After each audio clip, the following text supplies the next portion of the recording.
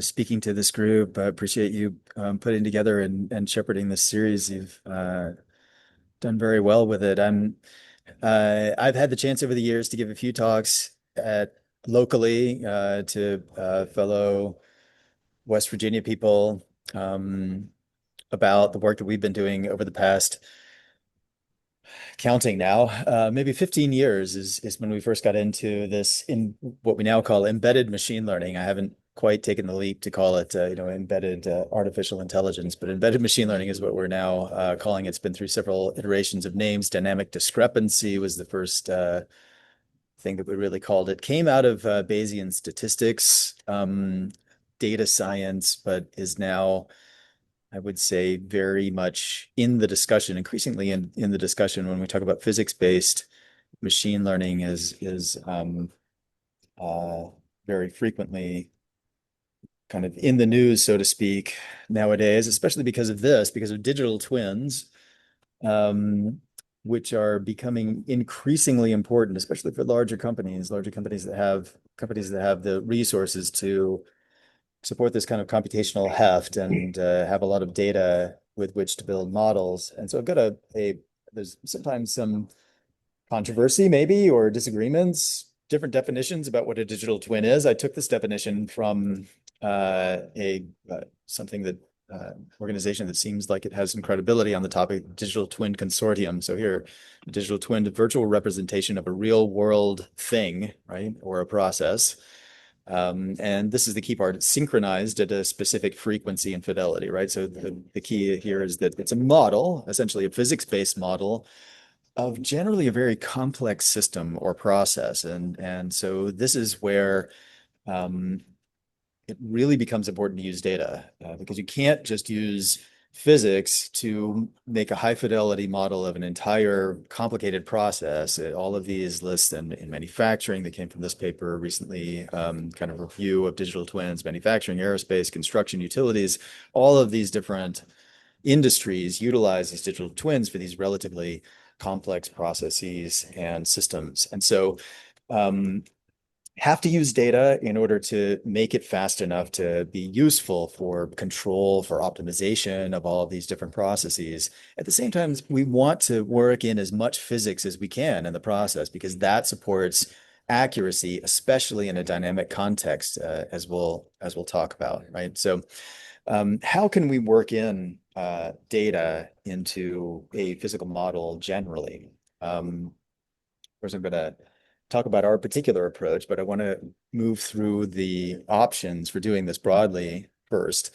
The first way is a purely physical model, right? So the pure physics-based approach, we'll take inputs and turn them directly into outputs. Of course, um, if the fidelity of this physical model is very high, and there's not, we have a kind of idealized process often with not a lot of complexity, you can get very accurate outputs.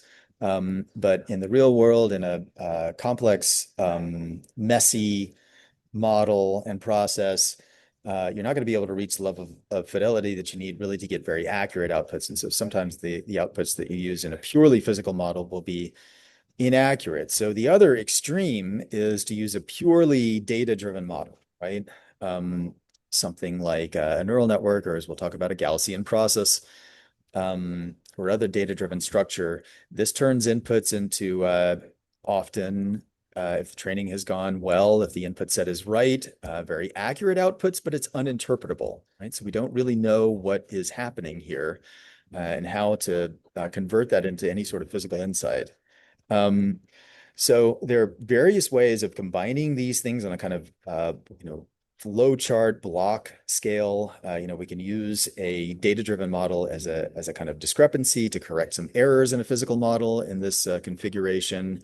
We can run the other way. We can have parallel and series flow charts, but the inclusion of this data-driven component means that we still generally can extrapolate in dynamic systems. And so the approach that we've taken is this embedded approach, right? So we start with a physical model, and then strategically within the physical model, we embed data-driven elements. And these data-driven elements holistically represent very well-defined physical quantities, right? So in the context of solid-state electrochemistry and other chemical systems, will be representing equilibrium constants, rate constants, transport coefficients, that sort of thing. Things that have a well understood meaning, physically speaking, right? And so these models have the potential to, have the best of both worlds here, to be accurate, interpretable, and also extrapolable, dynamic context. And so let me just start off with a pretty simple example just to get everybody's on the same page to know what we're talking about here. So this is a picture, a representation of a zeolite. Zeolites are used in all kinds of different catalytic contexts. This particular zeolite is called 13X, and it's a great zeolite for adsorption applications, in particular adsorption of carbon dioxide. Carbon dioxide finds physisorption locations kind of in the microporous structure of this really large molecule, zeolite molecule. And so we may be tasked with coming up with an adsorption isotherm for this zeolite. And so what's an adsorption isotherm? That is a representation of how much CO2 we may be taking up as a function of the concentration of CO2 in the gas, and also the temperature, right? So this X here is the loading of CO2 on the zeolite. The P is the partial pressure of CO2, and then kappa is an equilibrium constant. Typically, an equilibrium constant is written like this in terms of the enthalpy and the entropy of the reaction, of the adsorption reaction. It depends on temperature in this way, right? And so this model is actually a first principles model that is called the Longmire isotherm. It's very simple. It's perhaps the simplest isotherm, and it's one of the only isotherms that is derived from first principles. Because it makes some very strong assumptions. The first assumption is that all of the adsorption sites that we're considering here have to have an equal energy and of adsorption. Enthalpy of adsorption, entropy of adsorption are the same in the Longmire isotherm. The other assumption is that there is no interaction between adsorbed species. And so even if two CO2 molecules are adsorbed very close to each other, the assumption in the Longmire isotherm is that there is no interaction, right? That doesn't effectively change the enthalpy. Well, if you know anything about these kind of isotherms, you know that this is very unlikely to be the case, that not only will there be adsorption energy heterogeneity, so in other words, many different adsorption energies, depending on the different sites, there will also be interactions between adsorbed species, right? So CO2's molecules that are close together will indeed interact and will effectively change the enthalpy of adsorption. What that means is that, effectively speaking, right, on average, this delta H and delta S, or this kappa, will depend on not only the temperature, but on the adsorbed site fraction of CO2, the loading, right? And so the way that we build this dependency into the model here is that we use some sort of data-driven function to do it, right? So this delta is some sort of data-driven function. This delta will depend on X and the temperature, generally speaking. And we build it with data, right? Directly from a set of bench scale experiments. All right, so it's worth talking a little bit about what kind of function we should use for the data-driven function, right? So the first option that comes to mind when you talk about machine learning, of course, is a neural network. Neural networks get all the press, most of it anyway, because they are the structures that have the most important output results. This is a machine vision kind of result. Of course, the natural language processing, large language models are all the rage nowadays. And both of these rely on neural networks. Neural networks also are very easy to use. They're parallelized and optimized, code optimized packages that you can download for free and use right out of the box.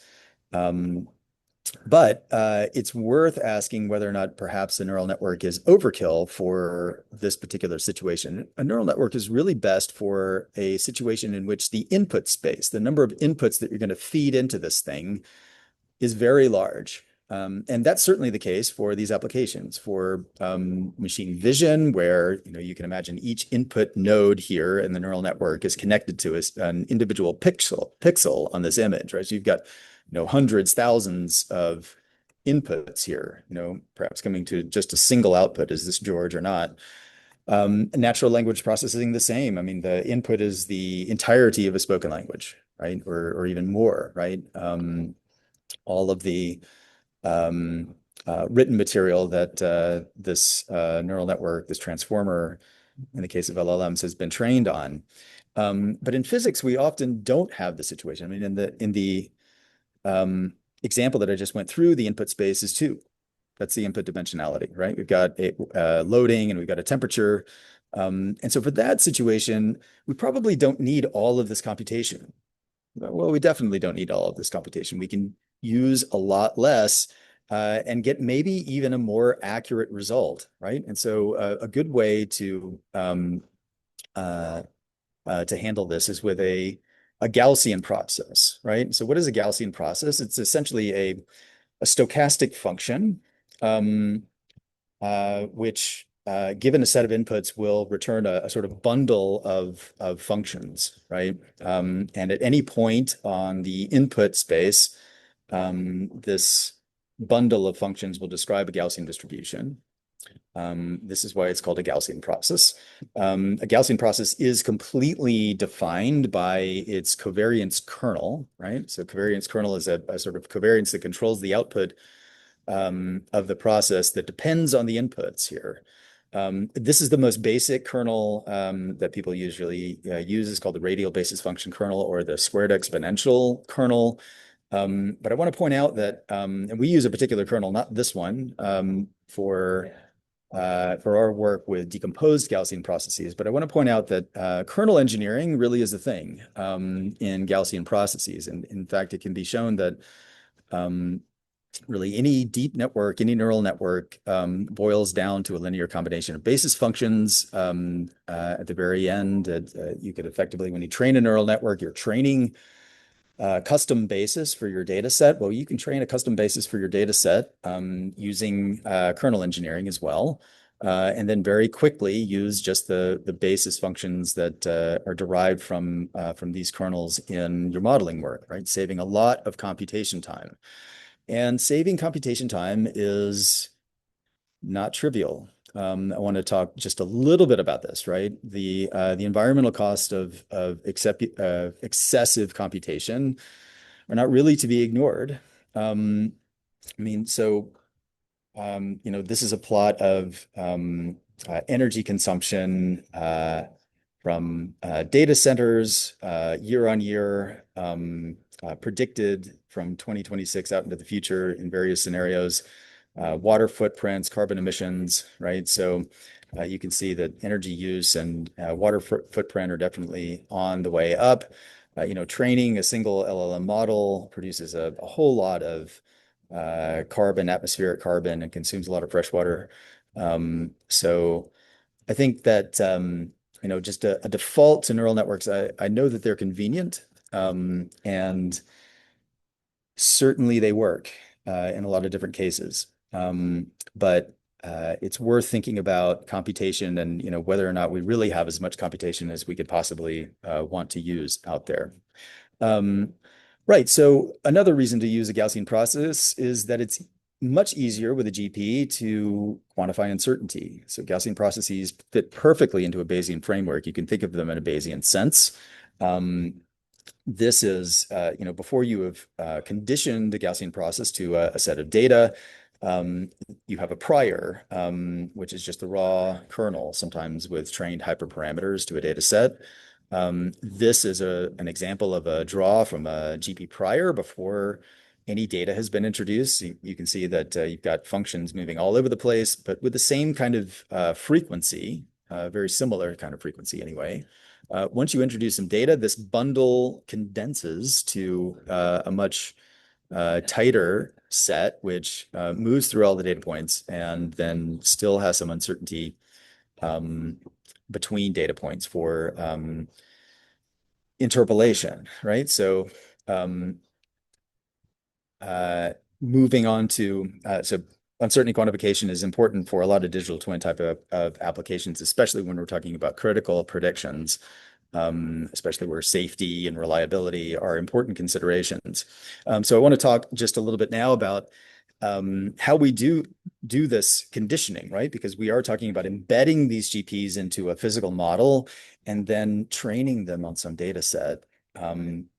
And typically, the way that we do this is that we model the data. So the Z is the data in this case, delta is the Gaussian process directly with this GP, right? So data equals GP plus some error, some observation error here, right? And so the way of conditioning this GP, squeezing all of these curves into a set that fits the data is fairly standard and well known when we have a model that looks like this. But our models look like this, right? So instead of the data being represented directly by the GP, we have the data represented by some physical model, Y, and then the GP is embedded into that physical model, right? And so what that means is that we have to get creative about how exactly we do this this fitting, and this creativity comes in a what's called a Carhoonen-Love decomposition, right? We take this kernel for the GP and we break it apart into a set of basis functions.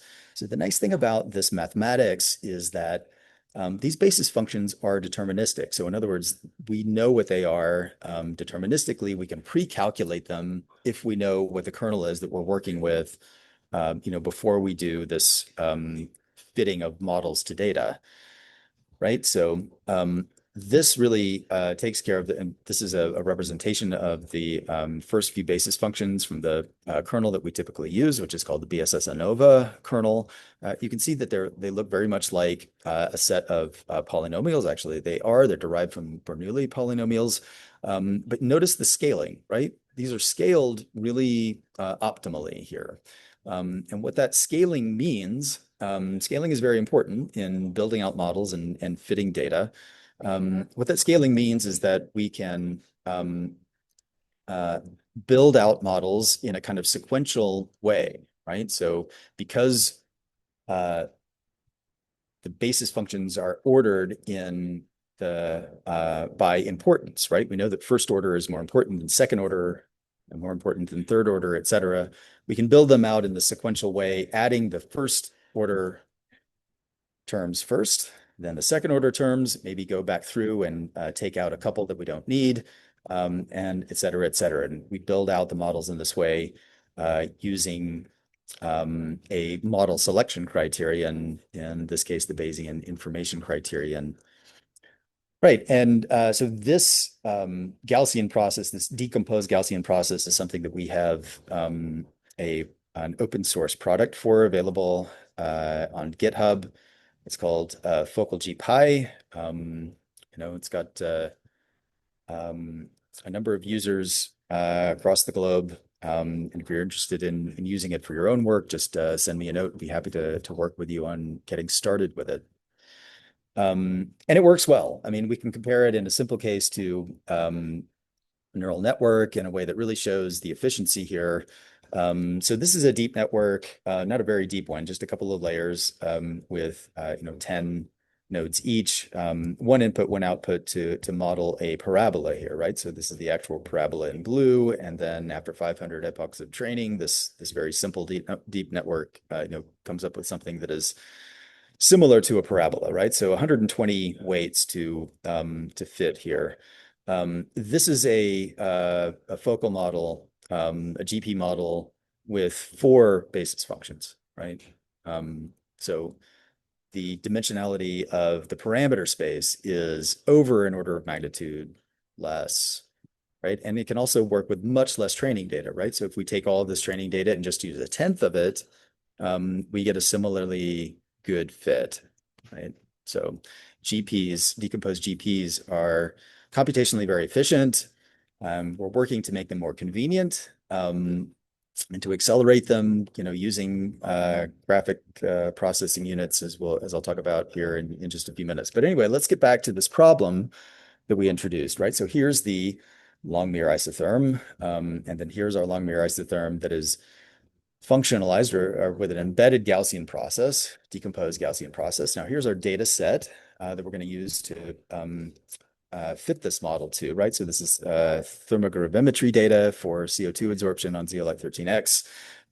If you know anything about absorption, you can look at this and tell that a long mirror isotherm is never going to fit this data. However, with just four terms, the embedded process, the embedded model fits the data pretty well. And we can look at how that compares the data set here with the embedded model versus just the pure long mirror. And then we can move on. We can take this physics model and embed that into a process scale model where we have an absorption process here. You can see that we, qualitatively, change the results here when we go to the embedded model, and we also clamp down on the uncertainty considerably when we do that. Right. So now that I've kind of given you a basic overview of how this embedded modeling works, we can go on and look at a few examples. Here's another example from kind of thermodynamics in the case of solid oxide fuel cell electrodes, right? So this is a model of a perovskite electrode, like strontium and cobalt doped lanthanum ferrate. The interesting thing about these materials is that they breathe, they give off oxygen and they take it up as a function of the temperature and the partial pressure of oxygen in the gas, just like in a very similar model of the absorption of CO2 that we just went through. This is the reaction, this breathing reaction, if you will, where oxygen from the gas combines with a vacancy, an empty oxygen site in the solid, and then goes to an oxygen or regular lattice site and produces some electronic species here. So we have a similar kind of data set to quantify this model. We're also looking here at an equilibrium constant. This is a set of data that was collected in Japan at this group at Tohoku University. As it turns out, in order to fit this data set at different temperatures and PO2s, this group had to use not only the single reaction, but then another reaction, this disproportionation reaction. And we suspected that maybe the reason that they had to do that is because they're not considering any kind of interactions among the defect species, the vacancy species in this case, in a very similar analogous situation as what we talked about in the context of the CO2 absorption. And so we wanted to see if we could do this fitting without the extra reaction. And at the same time, we wanted to bring in a little bit more physics here.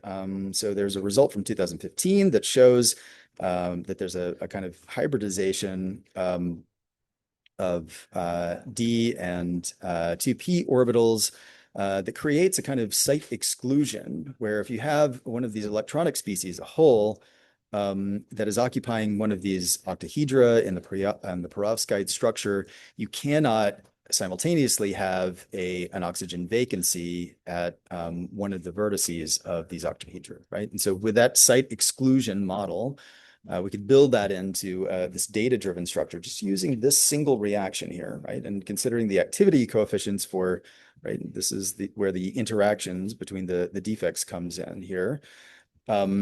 This effectively is an equilibrium constant, which we're representing with a Gaussian process here. And this Gaussian process will depend on the temperature and on the concentration of oxygen vacancies in the lattice.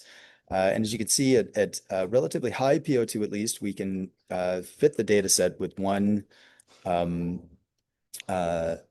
with a single model from the single reaction without having to resort to disproportionation.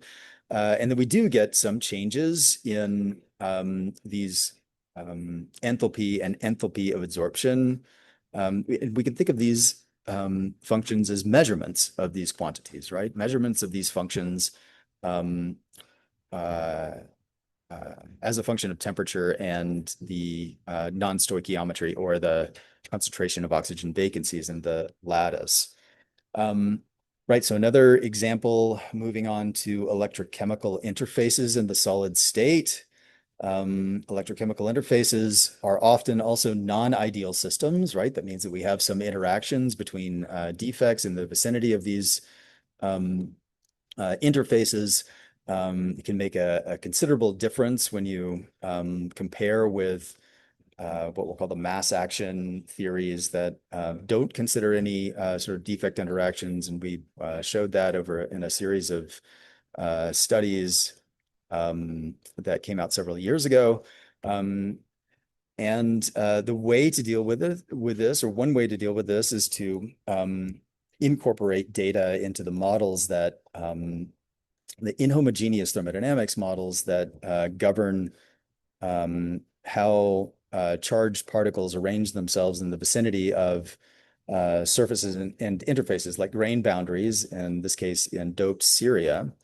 So this is a set of microscopy data, transmission electron microscopy data, in which we can use some spectroscopy to measure with sub-nanometer resolution the concentrations of these charged species in the vicinity of the interface. The dopant, the oxygen vacancies, and then also the kind of electronic species here. And using embedded methods from that data set, we're able to calculate or measure a model for the inhomogeneous free energy in the vicinity of the interface here. So another example of, and we can get a set of, a map of how the interactions between some of the charged species, the oxygen vacancies, and the dopants behave, as a function of their relative concentrations here. Right. So all of those examples so far have been so-called static examples or thermodynamics type models. What about dynamic models, right? That's where things get really difficult, right? Where things start moving as a function of time, and we may want to make extrapolative predictions, right? Moving forward at time. This is a lot harder problem. Anytime we do any sort of data-driven modeling, we have to stay in distribution. What does that mean? That means that, if we have a set of training data, we want to project that onto some output space, right? Model comes in the middle here, where the red arrow is.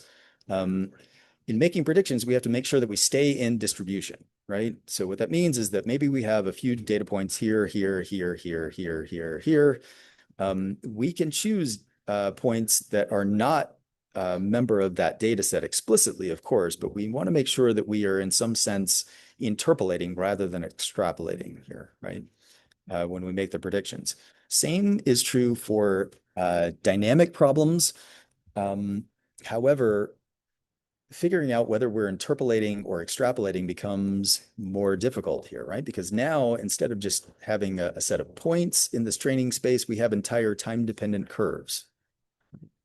And so in some sense, if we're going to take these curves directly and create a model, as some methods do, both in Gaussian processes and in neural networks, famously the recurrent neural networks, such as LSTM and GRU, operate on this principle, right? They take a set of time-dependent curves and they make predictions. LLMs also work in the same principle. In fact, LSTM was the kind of first engine that the proto LLMs were built on. They've since moved to transformers, but the way they work is more or less the same. They take a huge training input space, and from this they extrapolate or interpolate, hopefully, to an output space. So what I want to say about this is that the way that we do things, where we take a dynamic model, the shell of the dynamic model, in our case, is going to be a physical model. And when we embed the data-driven structures into the physical model, we keep those structures in this region, right? These are static models, right? So the way that an equilibrium constant changes depending on some loading or defect concentration and the temperature is still a static model. The same could be true of a rate constant or a transport coefficient. These are going to be static models that we embed into the framework of a dynamic model. And what we find there is that we can do a lot better in extrapolation than we sometimes can trying to model the time-dependent space directly. And so I've got a simple example here in a benchmark problem called the cascading tanks. The way this problem works is effectively you've got two tanks full of water and a reservoir. There's a pump which sends water into the top tank. And then water from the top tanks will drain into a bottom tank, and the water from the bottom tank then drains into a reservoir. And so the question is, can we, given an input signal from the pump, predict the height of the water in both tanks simultaneously, right? So there's some models that we can use to do that. You can see how these models perform in this representation from this paper here. These are the people who established this dynamic systems benchmark. So we have our own GP-based or embedded model. Here we're just modeling the derivative. We're creating a dynamic system directly from the Gaussian processes, right? So this is even a kind of model-free representation. You could say there's really no physics that is contained in this. It's only but it's still embedded in as much as we're not modeling the time dependency directly with these GPs, right? We're using them within the context of the dynamic system. We can compare this to the state-of-the-art LSTM, and we perform better in every case. And there's some other situations that we worked on with the student Kyle Hayes, in which we showed that in extrapolation, sometimes the LSTM will fail and the embedded method still get it right. So moving on to a sort of real example here, just keeping track of the time, I think I'm okay. This is a dynamic problem in what's called chemical looping. It's a really interesting problem. Chemical looping is a way of doing combustion with automatic carbon capture. You do this by burning a metal oxygen carrier instead of a hydrocarbon fuel like natural gas. Burning the metal creates the heat that you need to run a steam cycle, and then you use the reducing gas to you use the fuel to reduce the oxide back down to the metal so that you can move back through the process. And so one interesting modeling problem that we've got in this process is what are the kinetics of this reduction? It's an interesting problem because this is a bulk reaction, right? So as we take iron and we move through the various phases of iron oxides, generally speaking, we get a reaction front, right? So this front will move out from a center, will start to develop in the center here, and will move out to the edge. When this front gets to the edge, there will be a step change in the kinetics, right? So we can see this in the conversion curves here. Once we get to a certain point here, there's this kink, right? Where suddenly things really change. So the first principles physics-based way of modeling this is something called a phase field model. It's very high computational cost and not really appropriate for system level models where we're interested in optimization and control. So we want to have a sort of data-driven version of this that still is sensitive enough to capture these complex dynamics. And so Anka Stace built such a model using embedded methods. So she used a kind of empirical model to get at this kink, even not knowing what the location is, and then also embedded GPs into the rate constants associated with the conversion curves. And this is validation here. What we found is that we can find, so in other words, there's no training data in any of this. We can not only predict whether or not there will be a kink, but we can predict where the kink will come and approximately what the slope of the kinetics will be after the kink location. Um, some other advantages of this embedded method is that, the fact that we're representing very well defined functions, physical functions, is that we can use prior knowledge on the parameters. That prior knowledge can come from first principles calculations, for instance. These first principles calculations, back to CO2 absorption here, for this example, can reduce a lot of uncertainty that we might otherwise have in interpreting the experimental data directly. So, using those first principles prior, we find from this representation of a posterior distribution for the entropy and the enthalpy of adsorption here, CO2 adsorption again, on this polyamine sorbent, that really what we're looking at is most likely to be this part of the distribution here, right? So much less uncertainty, which leads to an embeddable model that can be used again to build a system scale model of an adsorption process in this case. Right. So finally, we're moving into electrochemistry. This is work that I've started with NASA in batteries, especially batteries for aerospace, lithium-ion batteries. We're using both first principles data and experimental data to inform battery models that can be then embedded into various components of an overall cell level model, transport, rate constants, even degradation.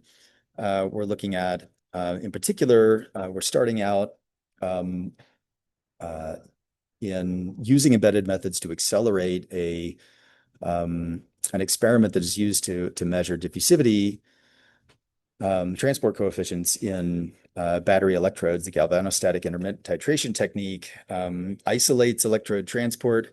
Does a pretty good job. There are some famous problems with it, but one of the main problems is that it takes forever. This is time in hours that it takes to do one experiment here, right? So we're looking at many days, sometimes weeks, that these experiments take. What we're doing with a combination of embedded methods and some acceleration here. This is where we're getting into some computational acceleration using JAX to put some of these computations to optimize the code, and also we hope in the near future to parallelize them on GPU systems, is that we're getting we're developing a new method that can be used to potentially accelerate this process, the process of running this experiment by almost an order of magnitude. And this is ongoing work. Be happy to take questions about it. So I think probably I'll end it there. And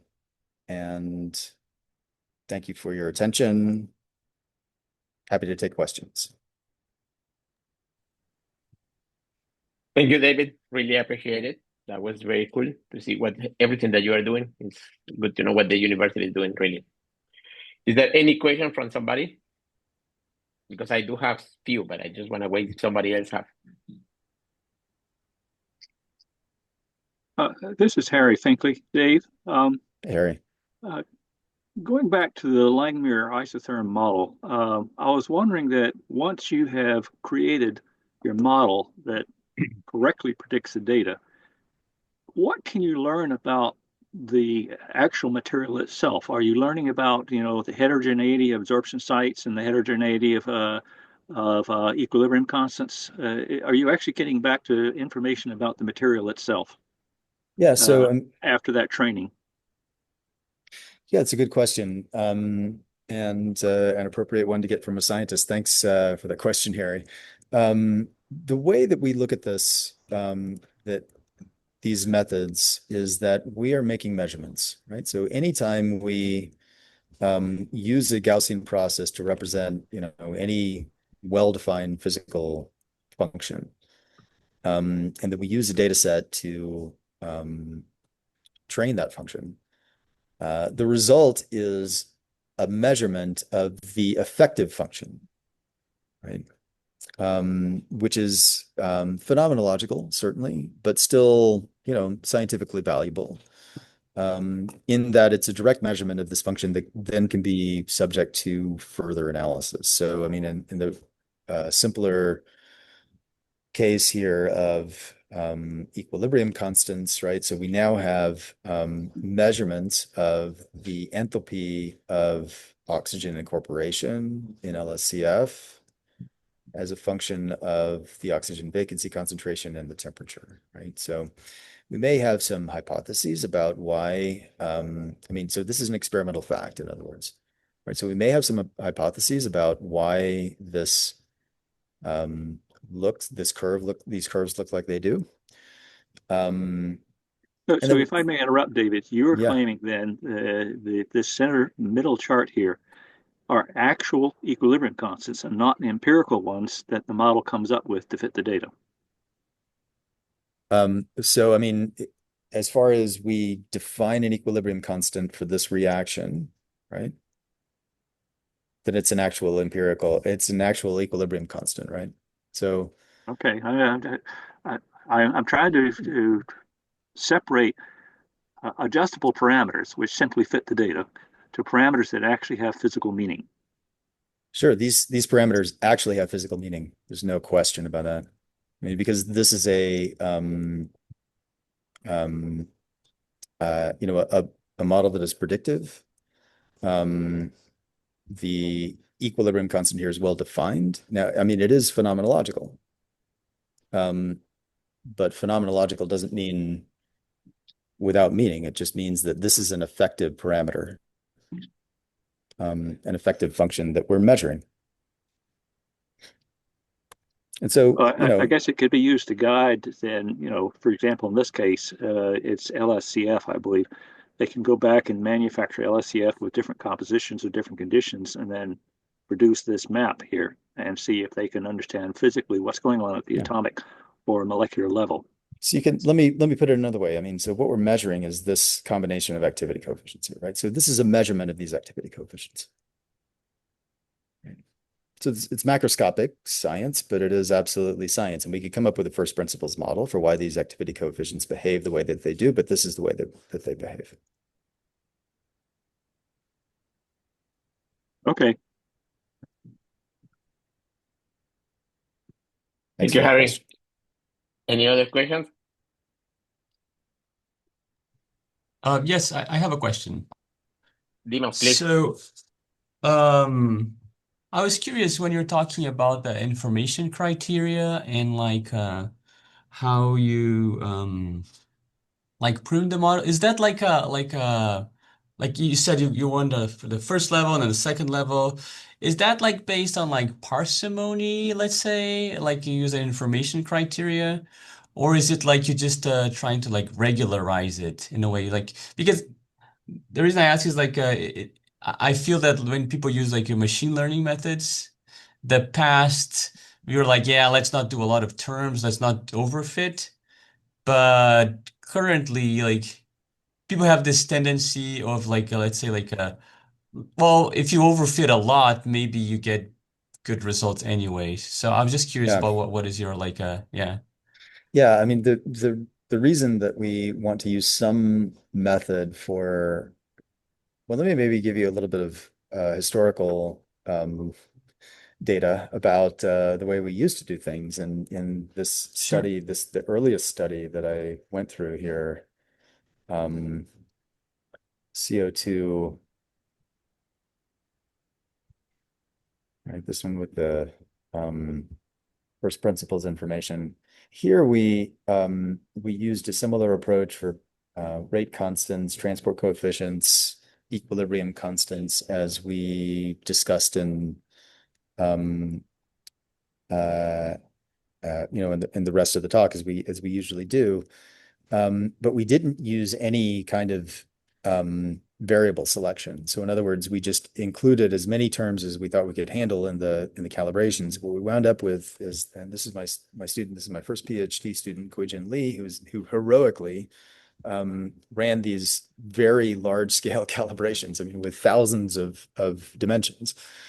Okay. Yeah, and got some great results. But in subsequent studies, we decided to make it a little bit easier on ourselves by using this variable selection, taking advantage of the ordering of the terms in Okay. the expansions to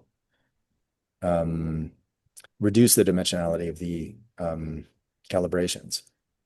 So it's like a pragmatic approach, so the computation is manageable, let's That's say. right. That's right. Okay, okay, okay, great. Yeah, it's a good way to put it, right? In other words, it's reducing the kind of this dimensionality overkill that I was talking about at the outset. Sure. Cool, cool. Yeah, like just when you get back to Morgantown, give me a heads up because Yeah, I also like I work with some like system identification stuff, and yeah, it's since you're just by down the hall, we could like yeah, collaborate maybe on some stuff. yeah. I'd love to do that. I'll Cool. absolutely do that. Thanks, Timus. Very good. Any other question? If not, I have several, but let me start with one, David. When you compare Gaussian processes, which is maybe one of the methods that people use for uncertainty quantification, how do you compare them with maybe deep ensembles or Monte Carlo dropout or any other method that is available out there? Right. So an ensemble is, I mean, that's a kind of, I would call that a stopgap. It's not statistically rigorous. It does give you some measure of uncertainty. I mean, you get more than one result, right? But it a you're not getting in a Bayesian sense what we would call the true posterior distribution, right? So the distribution that is inferred from the from Bayes' theorem. There is such a thing called as a Bayesian neural net. But those are very computationally intensive. This dimensionality issue that I was just talking to Demas about becomes enormous in that case. And then also the convenience, there's no, at least as far as I'm aware, I mean, there's no Bayesian neural net in PyTorch, so you kind of lose the all of that convenient and powerful work that has gone into developing those packages. And so it's not that it's impossible to use neural networks in the context of with uncertainty quantification. It's just much harder, I'd say, and you lose a lot of the advantages that you otherwise had. But people do it still or try, and I think that's where deep ensembles comes from. I mean, it's statistically speaking, I mean they're very, it's like throwing a wad of rubber balls at the wall, right? I mean, and where they land, that's your distribution, right? Yeah. It's not very rigorous, let's say, in terms of actually quantifying the uncertainty. But because neural networks are so popular, I think that's the reason that people go to those methods. And they're also Very embedded good. in people's workflows. Yeah, I see. You also talk about digital twins, and maybe this is a very philosophical question, but how do you define trust in digital twins? Trust. Well, I mean, that sounds like uncertainty quantification, right? So when I work with digital twins, usually, I mean, if somebody's asking me to work with their digital twin, it will be because they're interested in uncertainty. They're interested in two things. They're interested in tightening up their predictions such that they are more accurate to begin with. And then they're also interested in making forecast probabilities, right? And then also, we can use validation to score forecasts, right? In a kind of rigorous process. That's the best way to develop trust in a digital twin, is to rigorously validate using an using a rigorous method for forecast scoring, right, from a distribution. Right. But then my follow-up will be, how do you then train digital twins when, for example, the ground truth is incomplete? I mean, you are the expert in uncertainty quantification. Probably you will know the answer for that. I mean, in a sense, the ground truth is always incomplete. I mean, I guess what you mean by that is that, you're going to be interpolating or extrapolating in some sense. Right. Yeah. And so that's fine. I mean, sometimes you're forced into that situation. What you want to make sure of in those cases is that you have, some kind of machinery for extrapolation that appropriately increases uncertainty as the forecast horizon extends. So think about a hurricane forecast, right? So I think everybody is used to looking at these weather forecasts of where the storm's going to hit, and as you move out in time, this cone broadens, right? So in other words, the predictions become less and less certain as you move out in time, and so if you are forced into a situation where you're going to be extrapolating, you don't have all of the data that you need in order to really stay in distribution like you would prefer, then you need some rigorous methodology for quantifying the uncertainty there, and extending it out, right? Which you can build into these stochastic data-driven structures like a GP. Thank you, David. Any other question? Well, if not, we thank David for the wonderful talk. I really appreciate it, and I really thank everyone to attend. And let's wait for my newsletter for the last talk that we will have this year, which is going to be an invited speaker from UPenn. Bye, guys. Thank you, David. Thanks so much. Really appreciate it. Yeah, thanks everybody.